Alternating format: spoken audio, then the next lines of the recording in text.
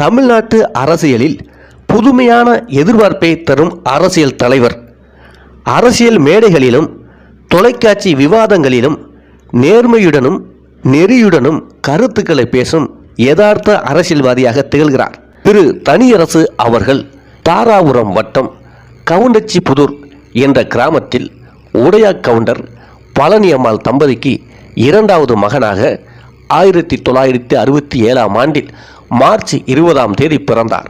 தன் இனத்திற்கான அரசியல் அதிகாரத்தையும் சமூக பாதுகாப்பிற்காகவும் தொடங்கப்பட்ட இயக்கங்கள் கட்சிகள் தோல்வியுற்று முடங்கியதால் அரசியல், பொருளியல், சமூக பாதுகாப்பு, இடஒதுக்கீடு, ஆட்சி அதிகாரத்தில் தன் இனத்திற்குரிய பங்கீடு தேவை என்று கருதி 2001ஆம் ஆண்டு மார்ச் 14ஆம் தேதியன்று கோவை எஸ்என் அரங்கத்தில் தமிழ்நாடு கொங்கு இளைஞர் பேரவை என்ற அமைப்பை தொடங்கினார்.